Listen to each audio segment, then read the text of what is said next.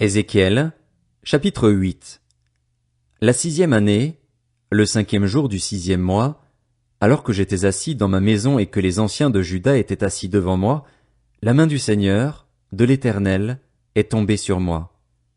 J'ai regardé et j'ai vu apparaître une forme qui avait l'aspect du feu. Depuis ce qui semblait être ses hanches jusqu'en bas, c'était du feu, et depuis ce qui semblait être ses hanches jusqu'en haut, c'était resplendissant, une sorte d'éclat étincelant. Il a tendu ce qui avait la forme d'une main et m'a attrapé par les cheveux. L'Esprit m'a enlevé entre terre et ciel et m'a transporté dans des visions divines à Jérusalem, devant l'entrée intérieure orientée vers le nord. C'était là qu'était installée l'idole de la jalousie qui provoque la jalousie de l'Éternel. La gloire du Dieu d'Israël était là, telle que je l'avais vue en vision dans la vallée. Il m'a dit, « Fils de l'homme, lève donc les yeux du côté du nord. » J'ai levé les yeux du côté du nord, et voici que cette idole de la jalousie était au nord de la porte qui conduit à l'autel, dans le passage. Il m'a dit, « Fils de l'homme, vois-tu ce qu'ils font?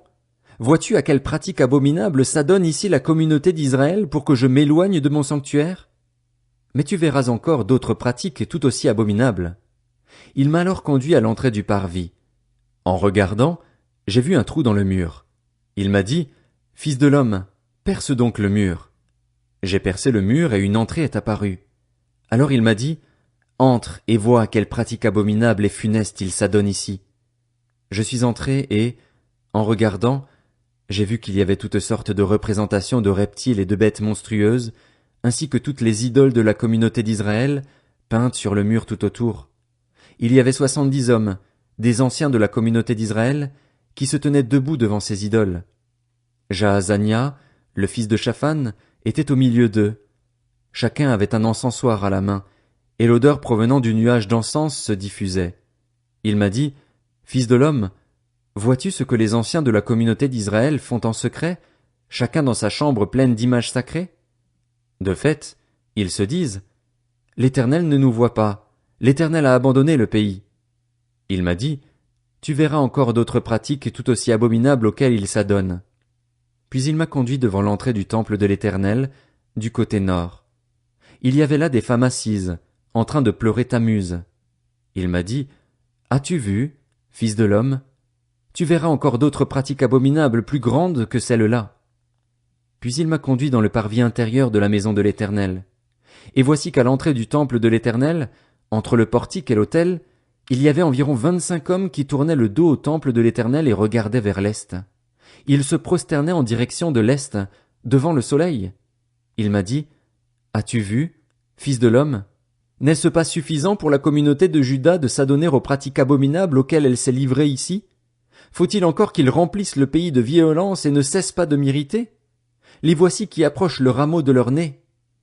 Moi aussi, j'agirai avec fureur. Mon regard sera sans pitié et je n'aurai aucune compassion. Quand ils crieront à pleine voix vers moi, je ne les écouterai pas. » Ézéchiel, chapitre 9. Puis je l'ai entendu crier d'une voix forte. « Approchez-vous, vous qui devez intervenir contre la ville. Que chacun ait son arme de destruction à la main. » 6 hommes sont arrivés par l'entrée supérieure, du côté nord. Chacun avait son arme meurtrière à la main. Il y avait au milieu d'eux un homme habillé de lin, qui portait du matériel de scribe à la ceinture. Ils sont venus se placer près de l'autel de bronze. Alors la gloire du Dieu d'Israël s'est élevée au-dessus du chérubin sur lequel elle était et s'est dirigée vers le seuil du temple.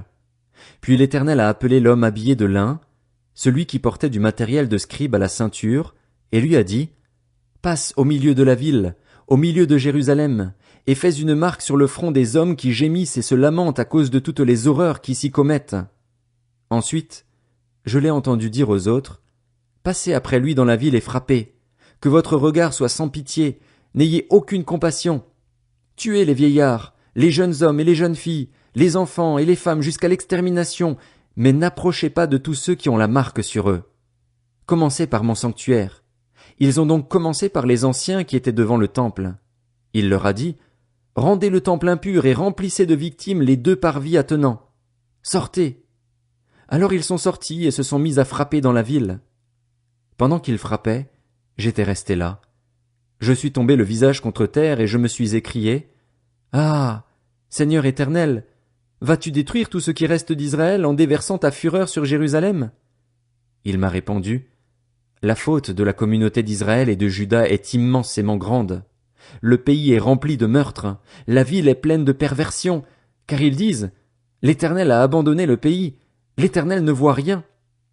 Moi aussi, j'aurai un regard dépourvu de pitié, je n'aurai aucune compassion.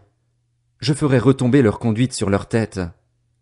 Puis l'homme en habit de lin, celui qui portait du matériel de scribe à la ceinture, a fait son rapport en disant, j'ai fait tout ce que tu m'as ordonné. Ézéchiel, chapitre 10. J'ai regardé et j'ai vu, sur la voûte céleste qui était au-dessus de la tête des chérubins, comme une pierre de saphir dont l'aspect ressemblait à un trône. C'était ce qui se voyait au-dessus d'eux. L'Éternel a dit à l'homme habillé de lin, va à l'intérieur du tourbillon, sous les chérubins. Remplis tes mains de charbons ardents que tu prendras entre les chérubins et disperse-les sur la ville. Il y est allé sous mes yeux. Les chérubins se tenaient sur la droite du temple quand l'homme y est entré, et la nuée remplissait le parvis intérieur. La gloire de l'Éternel s'est élevée au-dessus du chérubin et s'est dirigée vers le seuil du temple. Alors le temple a été rempli de nuées et le parvis a été illuminé par la gloire de l'Éternel. On a entendu le bruit des ailes des chérubins jusqu'au parvis extérieur. Il était pareil à la voix du Dieu Tout-Puissant lorsqu'il parle. Lorsque l'homme habillé de lin a reçu cet ordre, prends du feu à l'intérieur du tourbillon, entre les chérubins, il est allé se placer près d'une roue. Alors un chérubin a tendu la main entre les autres chérubins pour atteindre le feu situé entre les chérubins. Il en a retiré des braises et les a mises dans les mains de l'homme habillé de lin. Celui-ci les a prises, puis il est sorti. On voyait aux chérubins, sous leurs ailes, une forme de main humaine. J'ai regardé et j'ai vu 4 roues près des chérubins, une près de chaque chérubin. Les roues avaient, dans leur aspect, un éclat pareil à celui d'une pierre de chrysolite.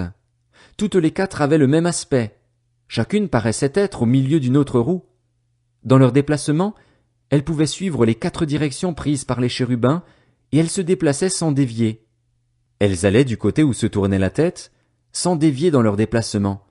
Tout le corps des chérubins, y compris leur dos, leurs mains et leurs ailes, était couvert d'yeux tout autour, ainsi que, pour eux 4, les roues. J'ai entendu qu'on appelait ces roues tourbillons. Chacun avait 4 visages. La première face était une face de chérubin, la deuxième une face d'homme, la troisième une face de lion et la 4e une face d'aigle. Puis les chérubins se sont élevés. C'étaient les êtres vivants que j'avais vus près du fleuve Kébar.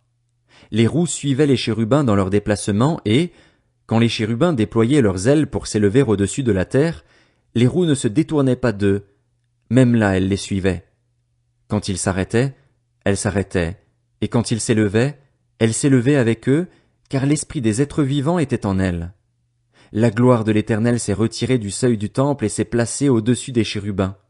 Les chérubins ont déployé leurs ailes et se sont élevés de terre sous mes yeux quand ils sont sortis, accompagnés des roues.